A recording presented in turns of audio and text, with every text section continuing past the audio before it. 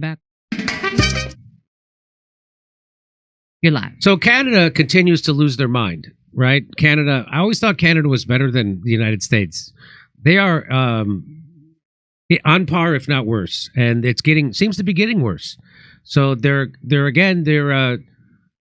messing their pants over the bird flu, and now they're going to start killing ostriches. I'm not kidding, en masse. British Columbia ostrich farm has been ordered to kill 400 ostriches after an avian flu outbreak.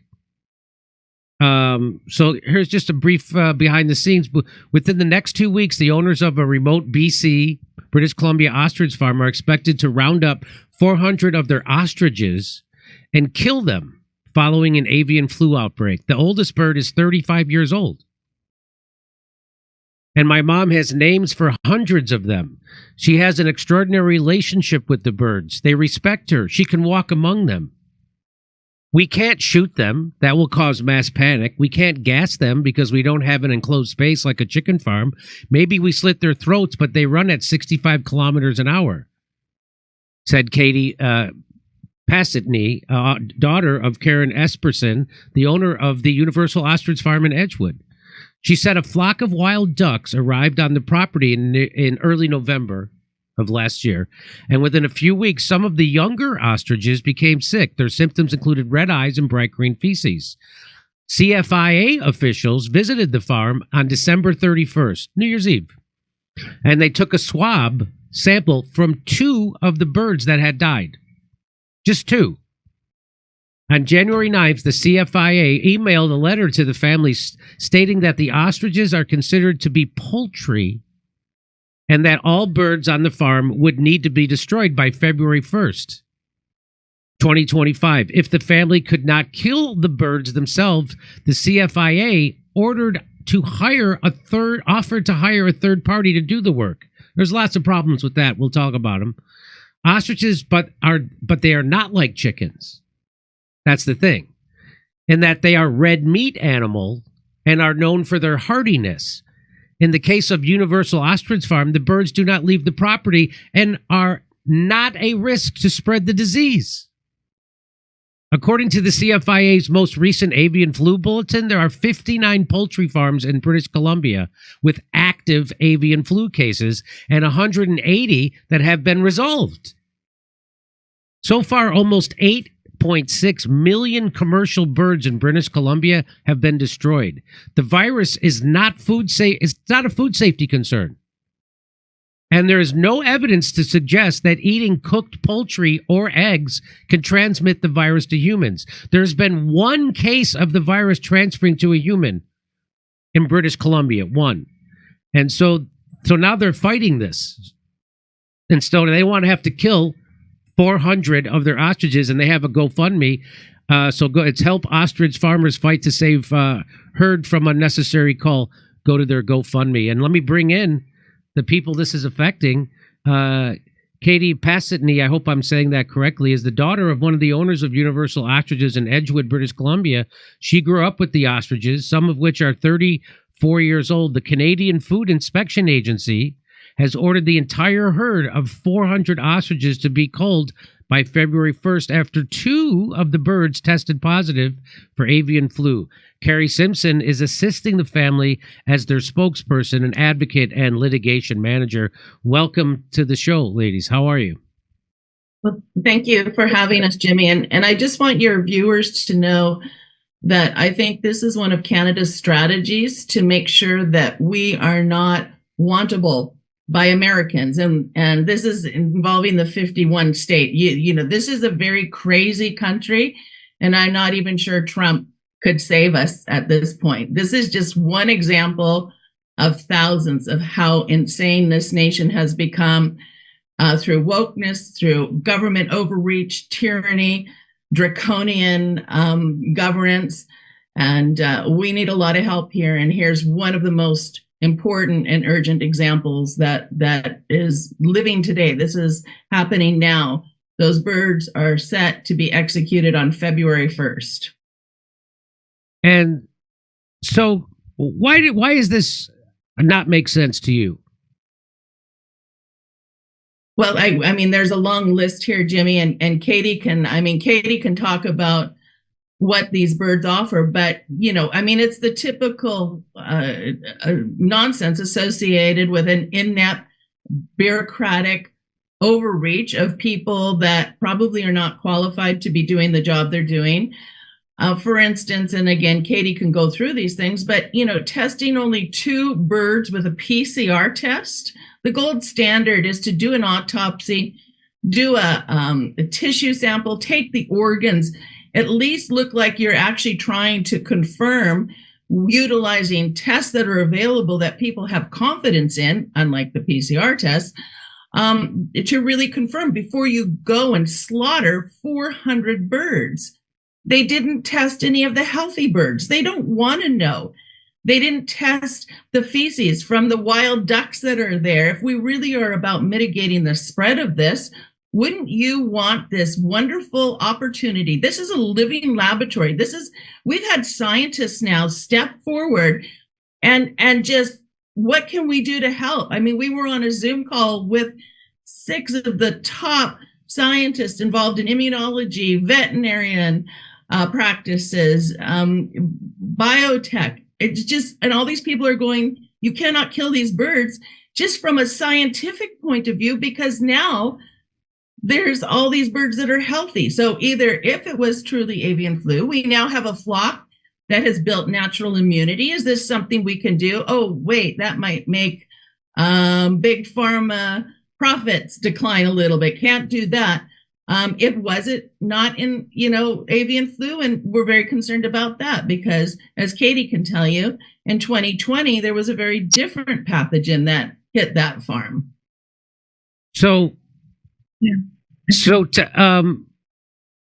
some of the older, it's your belief that some of the older ostriches are, which by the way, ostriches, very robust, very healthy animals, have built up an immunity to it. That's your theory, right? Correct. Yeah. At the farm here, so in mid-December, when we started to see some symptoms, they resembled almost identical symptoms to symptoms we had on the farm here in 2020. And in 2020, we had automatically, when we had some symptoms, and then those were relating to deaths, we got a hold of our vet. We did a tissue sample right away. And that tissue sample that went to our vet came back positive, which we have lab results for Pseudomonas. So Pseudomonas is a really, really bad bacteria.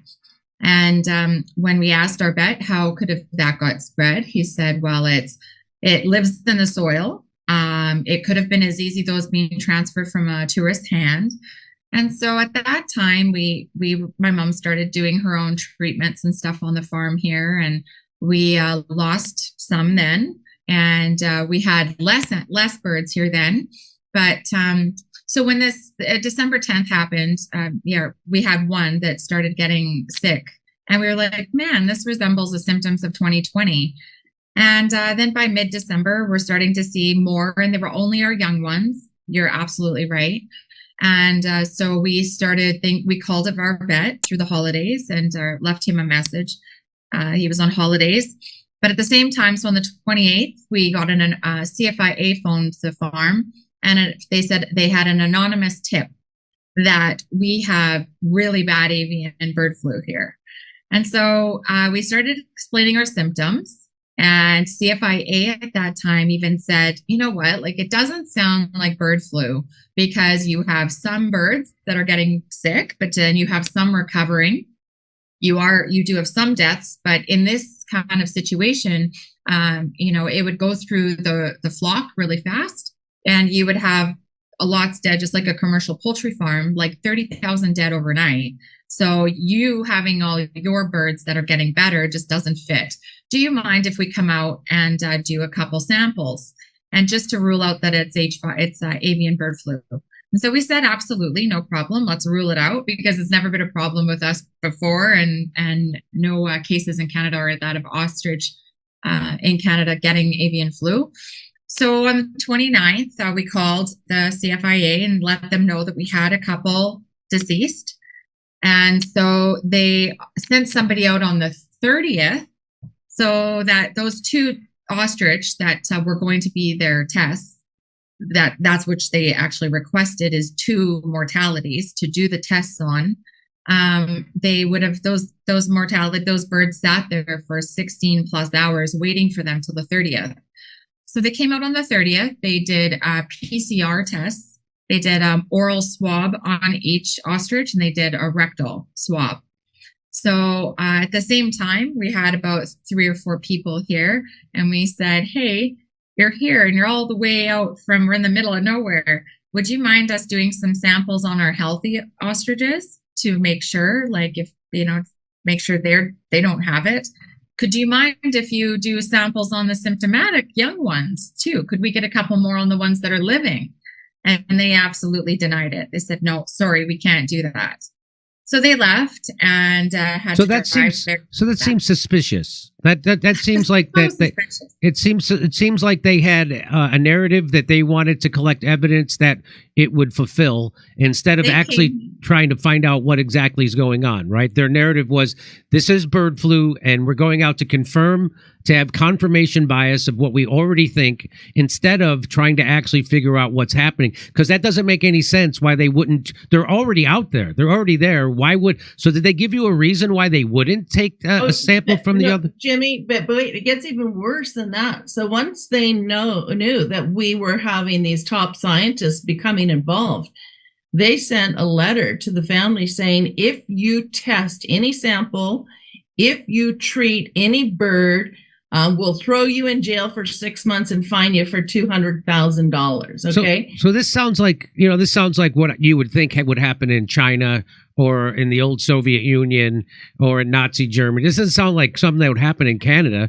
They wouldn't let you treat your own birds? It's, and when you have an animal, you have an oath to your animal. Are you going to have treatment in your home and withhold your treatment and watch your animals suffer? Or are you going to go treat those animals? You're going to go treat those animals. And testing, you have an oath to your animals. This is, they count on you, they rely on you. And it's our right as landowners, as animal owners, it's our freedom to have that transparency and be able to test our healthy animals and make sure that if they don't have it, that we could save at least 3/4 of them. Or, there's being denied this right is absolutely, it's just this doesn't even make sense. It feels like we're kind of like in a movie, because it's just like, you ask, so they sent us that message, as Carrie is saying, we get an email on a Saturday from the government, which was already shocking. And then, and highlighted in there saying, if one test or if you treat or test or sample or treat your animals, you are subject to a $200,000 fine or 6 months in jail. And we just said, I know, it's like, so we can't test our healthy animals. What is the point of that? What is the point of being so punitive about you actually testing or treating or anything to your animal? We were willing to use a qualified vet, follow their protocols, transport those samples just like CFIA would have out of here.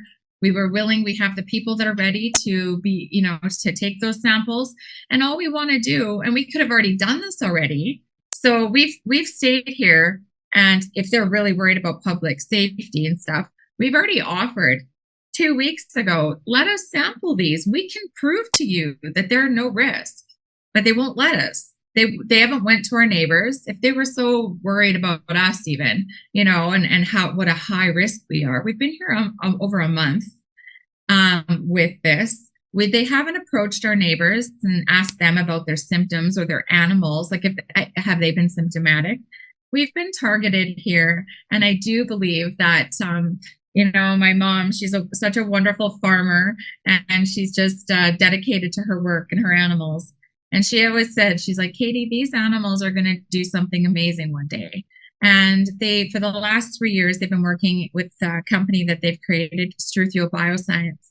And they've been working really close with Dr. Tsukamoto out of Kyoto, Japan. He's just extremely talented and scientist, but his focus is always just been on the ostrich antibodies. the natural immune system of an ostrich. An ostrich has been here, the latest struthio dating back 21 million years ago. So they are a prehistoric animal that has survived on our earth this long for a reason. And so my mom was reaching out to the government in the past 2 years, explaining their whole antibody program. And really saying like, hey, come on, like, funding, would you be interested in helping fund us? And it kind of just coincidingly just happens, very, very short after her last appeal to the government saying, hey, would you acknowledge our antibody program? And that they came out here just this last time for protocols, and they actually verbally said to us, just so you know, come February 1st, even your personal residence is subject to being gone through, and we will take any byproduct and any, in quotations, thing that we want that has anything to do with ostriches, and we will destroy it. And then at that time, they actually asked us where our COVID-19 antibodies are stored. So and Jimmy, and let me fill them in, Katie, on this. Okay. It gets even a little bit more disconcerting in that on January 2nd, the family was asked, there's only like one exemption, and that's if you have valuable genetics. So, all the language around the government websites talks about the interest of pursuing science and the values associated with the government agency and all the other nonsense. So this distinct unit category allows you to have an exemption from killing your animals if they have what's called valuable genetics. And the family received a letter on January 2nd, basically saying, I'm paraphrasing here, you've been designated as having valuable genetics. You don't have to kill your flock. This is good. So then what they did is they called the family, being all nice now, and said, look, we need paper. We need all your science. We need your reports on, to make sure that the valuable genetics thing is happening. So this family, being very trusting and thinking that these people were actually, acting ethically and honestly, were kind enough to provide them with their science about the testing around natural immunity, the success rates with regard to the Omicron and the antibodies on that front. And wouldn't you know, 8 days later, after they've shared this information, talking about, having natural immunity testing that shows, maybe there's a better way to go on issues like COVID or avian flu than vaccine. Wouldn't you know that on January 10th, they got another letter saying, you are not designated as having valuable genetics. Your birds will be killed on February 1st. Yeah. And I think it's really, and it's important when they ask that, they ask us as the farmers. So my mom, Karen, and her business partner, Dave, are supposed to go out there. They're supposed to look each one of those 400 in the eye that I've grown up with. And we're supposed to go and humanely kill them by our own hand. And we're supposed to dispose of them by ourselves.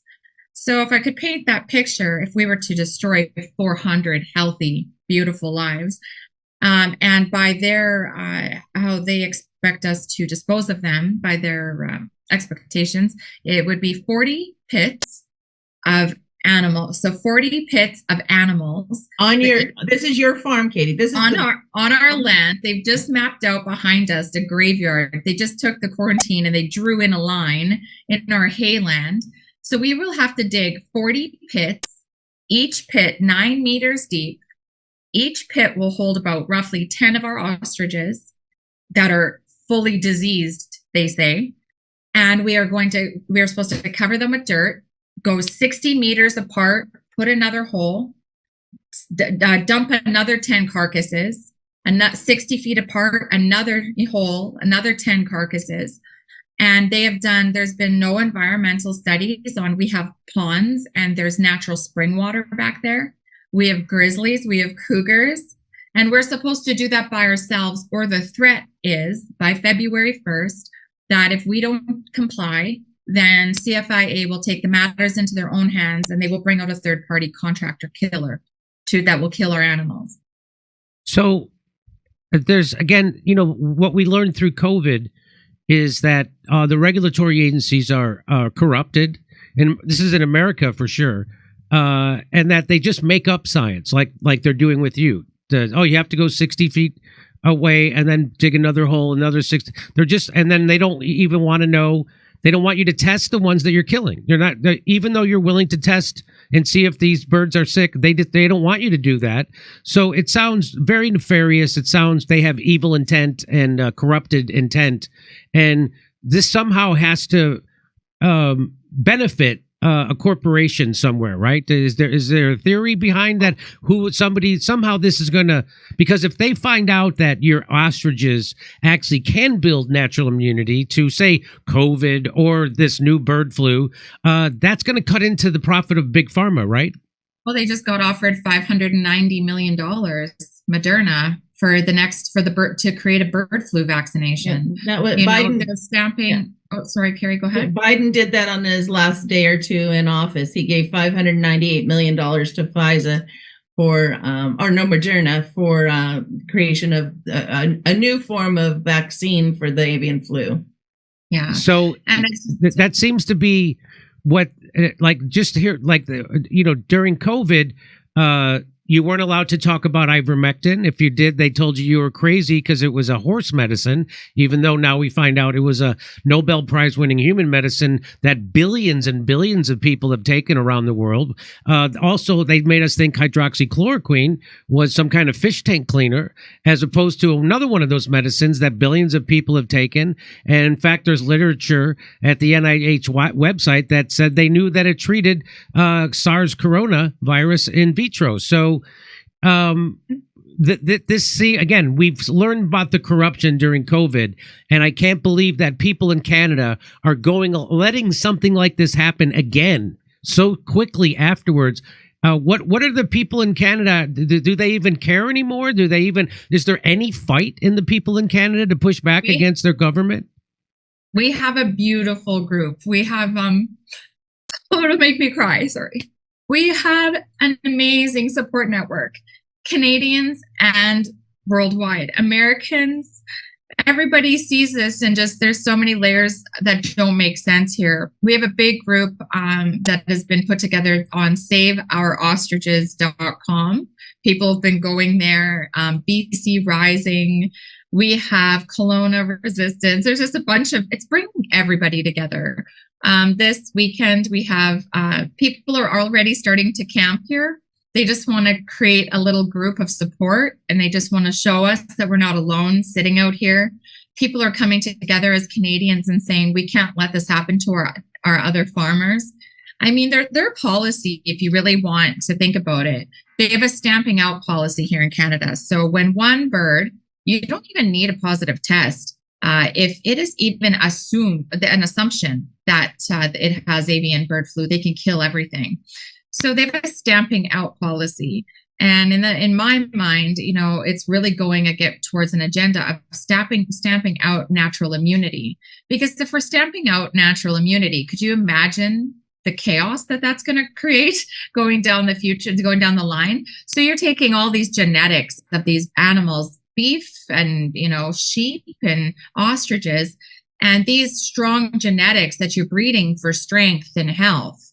And if you keep killing all these animals on all these ranches and farms, and then now there's no natural immunity, but just really weakened immune systems, we're going to have nothing but mutating viruses. We're going to be forced to eat lab meat, which coincidentally was on global news on our TV today about how there's laboratories creating fake milk, and how this is going to be so much better for the planet. So, it is absurd where I don't know where we lost our rights, and I don't know where the ethics are in this, but we need to stand together as farmers all around the world and say, hey, we're in control of our own animals and we're in control of what goes in our bodies. So, I mean, I recall very distinctly during COVID in the United States, we were told that that natural immunity was a right-wing conspiracy theory Natural immunity, this thing that our bodies have done since the beginning of time, that all of a sudden you were told by ubiquitously from the corporate media that is captured and funded by Big Pharma that you were a conspiracy theorist if you thought natural immunity to COVID was a real thing. And now, of course, there's enough scientists and enough doctors found their voice, and they were pushed back on that finally years later, saying, no, that's all crazy. It's crazy that you think there isn't such a thing as natural immunity. Of course, there's such a thing as natural immunity. So we've seen. So what you're saying is that they're doing the same thing now with your birds and with your ostriches. I'm sorry, they're not birds. They're ostriches, and it's Pamela Anderson is from Canada, and I'm just trying to think of people, because I'm sure Justin Trudeau has already called you a racist or a Nazi or something. Justin Trudeau is on the way out, Jimmy, but we have a bigger problem with the Canadian Food Inspection Agency, and that it defers to the World Health Organization. Oh my God! Well, so the World Health Organization is not a health organization. They're a criminal cartel that is funded by Bill Gates almost exclusively. And what's wrong with Bill Gates? Well, he's a megalomaniac psychopath who wants to control the world's food, and he's into vaccines because he, out of his own mouth, says it's the greatest return on any investment he's ever made. He makes 20-to-1 investment on his vaccine investments. He invested $500 million into Pfizer in 2019, right before COVID, coincidentally, and then he cashed it out he invested $50 million and he cashed it out for $500 million. So he had a 10 times investment on his return on his investment. And then as soon as he cashed in his stock, he started shitting on the Pfizer vaccine, saying, well, it didn't stop transmission, it doesn't stop contraction, it's not long lasting, it's got a lot of problems all of a sudden after he cashed out. So this idea that Bill Gates is some guy who cares about humanity, he's not. He's a monopolist, he's a megalomaniac, and he's a psychopath. The fact that he wears glasses and a crew neck sweater doesn't mean he's a good, when the devil comes, he's not going to have horns. He's going to look just like a nerd. He's going to look just like Bill Gates, and he's going to tell you, I've got all the solutions to all your problems. That's why I'm buying up all the farmland in the United States, and I'm trying to get all your farm animals killed so I can create meat in a lab and sell it to you. Because he's a big investor in all the fake meat companies. And so, by the way, which is garbage for your health. Fake meat is not good for you. It's like eating margarine. But anyway, so let me tell you, it gets even worse than that. So, of course, Trudeau was a great adherent of the World Health Organization's 2030 sustainable goals and all the rest of it. And certainly this is all part of it. We have a number of attacks coming in on our healthy food sources here in Canada. For instance, they've now made the province of Manitoba and Saskatchewan the plant protein capital of the world. It's going to supply. And when I tell the farmers in Saskatchewan this has happened, this is the first they've heard about it. But they're also bringing in things like animal tracking now and expanding the mandatory, tags in the ears for bison, farm deer. And of course, these are all attached to UHF receivers and all attached to algorithms. So what happens now if one of your cows, steps on a rock the wrong way and starts limping, the algorithm is triggered and you got to go cull that herd of cattle, right? They're also doing something called identity premises. So every small farmer, and including those people in the city with 4 chickens in their backyards, must now report every single livestock animal, including those 4 chickens, to their provinces. So they're bringing this in, the control, but they don't tell anyone they're doing it. We're bringing this in, but we're not enforcing it yet. It's that trickle in, nudge, get people used to things, the frog in the hot water kind of thing. But this is certainly part of what's transpiring here in the province. Is there any politician or any person of note that is pushing back against this kind of craziness? We lack leadership in this nation, Jimmy, and that's one of the things. The days of political right and left, liberal, conservative are over. We're on a very different political agenda, And it seems that the politicians in their bubble are the last ones to understand that that's what's happening here, right? So our rights and freedoms, I mean, when they convinced Canadians to inject an experimental concoction into their children who really didn't need it, COVID was no threat. That was one of the indicators that we have some serious problems here. Ironically, the good news is on Friday, the province of Alberta, who commissioned a study to examine the public health orders that were issued in Alberta, that report has actually come out and said the orders did not conform to the science. So this is the first real big leadership from Premier Danielle Smith. But we had problems like one of the things that I was responsible for exposing here. Our judges, our Chief Justice of the Supreme Court of Canada, co-chaired a committee with our Attorney General, our Minister of Justice, David Lametti. Now, supposedly in Canada, you know, judicial collusion and independence is something that we really want. We don't want them colluding with the government. And they co-chaired the court's response to COVID. And on that committee were a number of attorney generals and chief justices, but more importantly also was the Public Health Authority of Canada. No other doctors, nobody who would dare stand up and question things. And they tainted the entire court, the entire judiciary here by this. But regrettably, none of our lawyers have the balls to stand up and say, you can't hear any of these cases because case after case after case involving COVID has just been tossed or, you know, through judicial notice, just handed over to the government agents that exercise their orders without scientific justification. Well, right? I bet you know, I'm sorry, I wish I had more time, but I bet if you did test your healthy ostriches and if you did treat the ones that are sick, and that if the government did come after you, I'm sure there would be a GoFundMe or a Give, Send, Go, which is much better, by the way, Give, Send, Go. No, I've heard that. Yeah, GoFundMe are corrupt.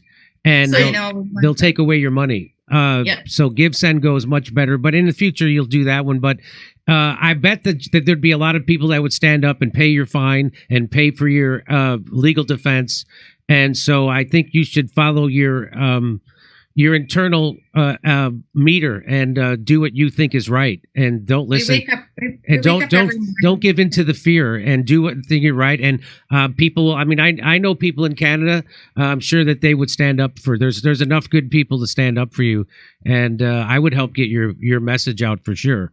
So we thank you, Jane. And just so, and if everybody wants to follow this story, just go to saveourostriches.com, saveourostriches, SOO.com, saveourostriches.com. We're trying to get into court tomorrow or on Friday. It is an uphill battle. We have a team of lawyers, so any help financially is deeply, deeply appreciated. We have science experts now that have stepped forward, and I don't think they've asked for a dime, which I've never been involved in a high-level emergency case like that where people aren't requesting to be paid if you want them to produce their 150-page reports. So it's just been an amazing movement to see this coming. The team of people that's working to make sure the social media is updated, that everybody knows that there's people that are mobilizing to help Katie out on the farm, the people that are there with their video cameras, drones ready to go into action if anybody dares to show up to kill those birds. And as I say, this top-notch group of lawyers that's just working night and day over the last week, because this happens fast. They just give you the order and boom, you've got to have this enormous legal team ready to go, experts. The system is certainly fixed and not in the favor of the people or these big, beautiful birds. Trump actually, one of the first things he did was he took the United States out of the WHO. Yeah. So that's the fact that Donald Trump is doing something way smarter than Canada. I always thought Canada was better than us and smarter than us in many ways. And it turns out they're just as corrupt, if not worse. And they don't have somebody. They don't have a leader. You're right. There isn't a leader in all of. I mean, if you're going to go to who's the new guy? Poliver? How do you say his name? Pierre Poilievre will be running as the leader for the federal conservatives. So that election is pending. Yeah. So I'm sure he's just as bought by those same people. I don't. I like that. Carrie had mentioned something and it just sounded really good. It was like, it stuck in my head. We got to stop hiring politicians and we got to start hiring leaders. We need leaders who are going to stand up to the tyranny and the overreach and look out for the best interests of the people and say, how are we going to make our country stable? How are we going to be proud? We'll just say, how are we going to make Canada great again? Hey, I mean, all the support and worldwide, though, and I keep saying the world is watching. I don't know how many times we've told the CFIA, the world is watching what's going to happen to these 400 ostriches, because these 400 ostriches stand for so much more. They're 400 lives that we're not being heard. We're being stripped of our rights to test, to treat. This is, if there's any time now, the policy change has to happen. It's right now. And it's bringing Canada together. It's bringing the world together. We're getting phone calls from all around the world. And as much awareness as possible, we all need to stand up to this, because this can't happen anywhere. And so just really quickly, how do you make a profit on an ostrich farm? What do you sell? Their eggs, their feathers? What do you sell? No, right now it's been sole focus on the last 3 years is antibodies. So my mom has, my dad actually had a stroke a couple of years ago. He's a paraplegic. He stays home, and his disability really kind of carries the main bills. And my mom just believes in those guys so much out there that she cares for my dad. She does her 400 animal chores. She comes in and she's just focused on these antibodies, because they are just the most amazing thing that could happen with natural immunity, helping animals, helping humans in the future with natural immunity, natural antibodies, and getting us out of this vaccination disaster and nightmare that we've have found ourselves in. All right. Well, good luck in thank you. Good luck in protecting your animals. It's a really dark situation, and our heart goes out to you. Okay. Thank you, ladies. I appreciate your time. Thank you. Thank you for giving us the opportunity to share the story with your viewers. My pleasure. Okay. Thanks, over to Jim. Steph. That was a fantastic interview. Thank you so much, Jimmy. I'm glad we were able to meet Carrie and Katie today. And yeah, they were saying that it's a bigger issue and the world is watching what they're going to do to these 400 animals. Wow. Great interview. Thank you. All right. So here we go, ladies and gentlemen. Let me read a couple of your super chats and Rumble rants. Let's refresh that. And here we go. All right, super chatters. You have a lot to say already. And I know we're looking forward to what Jimmy has to cover today about the RFK confirmation hearings. Boy, did you catch a little bit of it? Boy, talk about, who's in the pocket of Big Pharma, huh? Who is? Johnny says the National Association of Letter Carriers, USPS Union, just voted no on their agreement. This is rare and could be very good for workers, but the issue needs attention. Can you follow up on this? Absolutely. So it says the National Association of Letter Carriers, USPS Union, just voted no on their agreement. Johnny B., thank you for that heads up on that. Much appreciated. And hold on, where's my bell? Johnny, you get the bell. There you go, John. Jimmy and the CIA COVID assessment, both late. Savage as F. Wow. Actually, we're early. I think you don't know how much later we could be. Seems they're taking the same approach to the working class that they're taking to ostriches and hens, SS. Elizabeth Warren, and these other scumbag senators trying to sink RFK should be required to follow up question statements with brought to you by Pfizer, right? Mr. Lola Nader. Jimmy, Don't overgrind your grounds. It'll clog the basket. That's Steven. what I did. I figured that out. And Thank you know what, Stephen? That's so funny. When I first read your super chat, I didn't know if this was code for something. No, it's not. I figured that. I appreciate that. Thanks for the Thank heads you, up. Stephen. You were overgrinding. I was overgrinding and I was tamping it too hard. Wasn't it the first time I've heard him say that? All right, Nexus Games. Jimmy and Mike remind me that Randy Watson scene from Coming to America. That boy can sing. Nexus. SS. Mass unaliving is a central value in our culture, a solution we frequently look to for whatever problem. SS. Carrie Mullis is spinning in circles in his grave, the Reaper's son. I forgot to bring that up. I smell Big Ostrich is involved in this, Eric. Life is pretty hopeless under this matrix. We're controlled, we're owned. I don't know why people even try in this society, i.e. why they have kids or invest in it. You know what? I know I know you, SS, and a couple other people talk about why are people having kids. I think it's because, kids bring joy to your life, or kids bring something that you can't replace without, And I don't have kids. I'm barren, and that's okay. I'm living with it. But I can see why people want to have kids. I don't want to shame anybody for wanting to have kids. I get it. So thank you, SS. Much appreciated. Back to Jim Jam. Hey, don't forget, we'll see you this